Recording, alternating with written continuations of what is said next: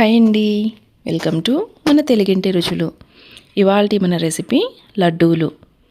Dry fruits, chicken, mutton వీటిని మించి మంచి బలాన్ని ఇస్తాయండి ఈ లడ్డూలు. అది కూడా చాలా తక్కువ ఖర్చుతోటి, అన్నీ ఇంట్లో ఉండే వాటితోటి ఈజీగా చేసేసుకోవచ్చు.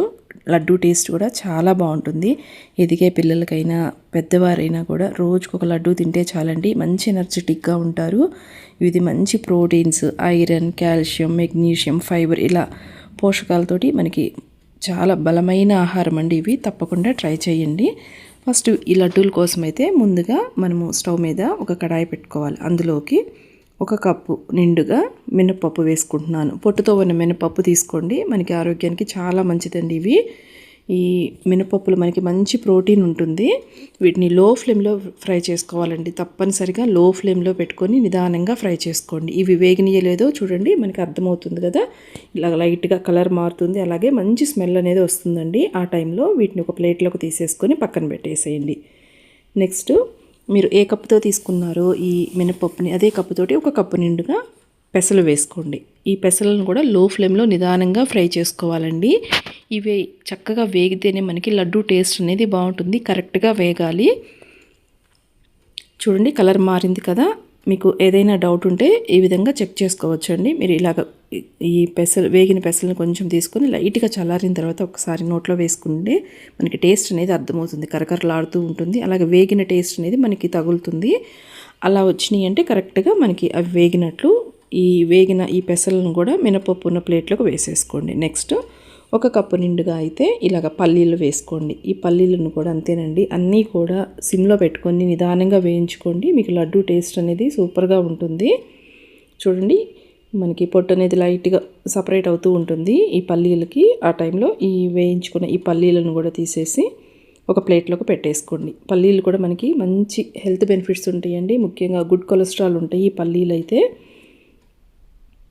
ఇప్పుడు 1 కప్పు నిండుగా ఈ నువ్వులు వేసుకోండి. నువ్వులు మనకి అందరికీ తెలిసిన విషయమేనండి. కంపల్సరిగా ఆడపిల్లలు, పెద్దవారైనా చిన్నవారైనా కంపల్సరిగా నువ్వుల్ని రోజుకు ఒక చిన్న స్పూన్ తినాల్సిందేనండి. మనకి మోకాళ్ళ నొప్పులకైనా ఈ నడుముల నొప్పులకి బాగా పనిచేస్తాయి. ఈ నువ్వులను కూడా దూరగా ఫ్రై చేసుకోండి, మాడిపోకుండా చూసుకోండి. మనకి లైట్గా అవి చిటపట్లాడుతూ ఉన్నట్లు మనకి తెలుస్తుందండి. ఇలాగ సౌండ్ కూడా వస్తాయి అవి వేగేటప్పుడు. చూడండి ఇలాగ చిటపట్లాడే టైంలో వీటిని కూడా తీసేసుకొని ఒక ప్లేట్లోకి వేసుకోండి. నెక్స్ట్ ఇక్కడ నేను 1/2 కప్పు వరకు ఎండు కొబ్బరి ముక్కలు వేసుకున్నాను. ఎండు కొబ్బరిని చూడ ఇలాగ పలుచగా స్లైసెస్ లాగా కట్ చేసుకోండి. వీటిని కూడా లో ఫ్లేమ్లో జస్ట్ లైట్గా కలర్ మారితే సరిపోతుందండి. మనము ఐరన్ కడాయిలో వేయించుకుంటున్నాం కదా, చాలా త్వరగానే వేగిపోతాయండి. ఫస్ట్ ఆ మినపప్పు వేగే టైంకి కొంచెం టైం పడుతుంది. మనకి ఈ ఐరన్ బాగా హీట్ ఉంటుంది కదా, త్వరగానే వేగిపోతాయి అన్నీ కూడా. ఇలాగ వేయించుకున్న వాటన్నిటిని కూడా ఇలాగ ప్లేట్లోకి వేసేసుకొని కంప్లీట్గా చల్లారి పెట్టేసుకోవాలి. కంప్లీట్గా చల్లారితేనే మనకి చక్కగా గ్రైండ్ అవుతాయండి ఇవి మిక్సీ వేసుకునేటప్పుడు. ఇప్పుడు ఇలాగ కంప్లీట్గా చల్లారిన తర్వాత ఫస్ట్ అయితే ఈ మినపప్పు పెసలు ఉన్నాయి కదా, వీటిని గ్రైండ్ చేసుకోండి. ఇలాగ ఈ పప్పులను రెండింటిని కూడా మిక్సీ జార్లోకి వేసేసుకొని మంచి ఫ్లేవర్ కోసము ఇలాగ ఒక 5 యాలకులను అయితే వేసుకుంటున్నాను. వీటినైతే మరీ మెత్తగా గ్రైండ్ చేయొద్దండి. పట్టుకుంటే లైట్గా మనకి ఇడ్లీ రవ్వ ఉంటుంది చూస్తున్నారా, చాలా సన్నటి ఇడ్లీ రవ్వ ఉంటుంది కదా, బరకగా లైట్గా ఆ విధంగా మీరు గ్రైండ్ చేసుకోండి. మనకి లడ్డు తినేటప్పుడు టేస్ట్ బాగుంటుంది. ఇలా గ్రైండ్ చేసుకున్న ఈ పొడి మొత్తాన్ని కూడా ఒక ప్లేట్లోకి వేసేసుకోండి. నెక్స్ట్ ఎండు కొబ్బరి వేయించుకున్న ఈ ఎండు కొబ్బరిని ఫస్ట్ వేసుకోండి.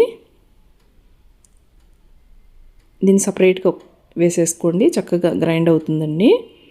ఈ ఎండు కొబ్బరిని కూడా ఒక ప్లేట్లోకి వేసుకోండి. నెక్స్ట్ పల్లీలు, వేయించుకున్న పల్లీలు అలాగే నువ్వులు ఉన్నాయి కదా, రెండింటిని కలిపి ఒక్కసారి గ్రైండ్ చేసుకోండి. ఇవి కొంచెం లైట్గా బరకగా ఉండే విధంగా గ్రైండ్ చేసుకోండి. చూడండి మనకి అక్కడక్కడ లైట్గా ఆ పల్లీ పప్పు కనిపిస్తూ ఉంది కదా, పలుకుగా అలా ఉంటే టేస్ట్ బాగుంటుంది.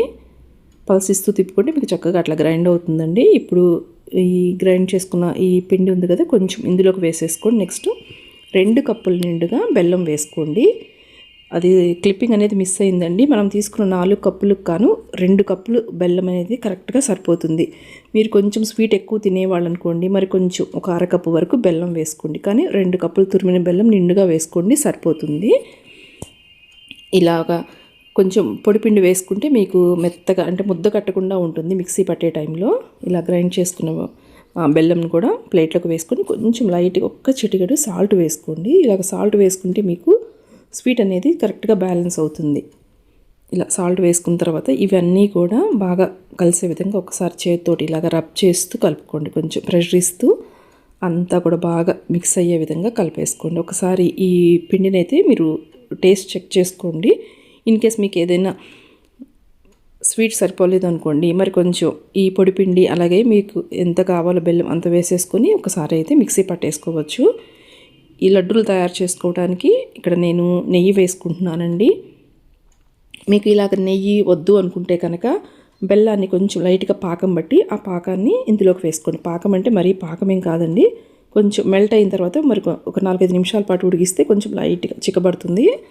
అలా వేసుకుంటే మీరు ఈ నెయ్యితో పని లేకుండా కూడా లడ్డూలు చుట్టేసుకోవచ్చు. చూడండి, కొంచెం కొంచెం నెయ్యి వేసుకోండి. ఒకేసారి పిండి మొత్తంలో నెయ్యి వేసుకోవద్దండి.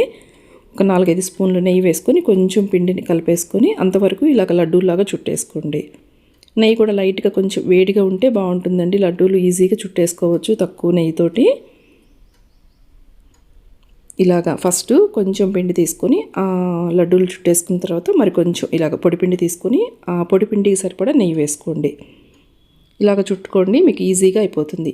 మీకు ఎక్కువ క్వాంటిటీలో చేసుకున్నారనుకోండి, కొంత పొడిపిండిని బాక్స్లో పెట్టుకొని ఫ్రిడ్జ్లో పెట్టేసుకొని మీకు ఎప్పుడు కావాలంటే అప్పుడు నెయ్యి వేసుకొని లడ్డూలాగా చుట్టేసుకోవటమేనండి.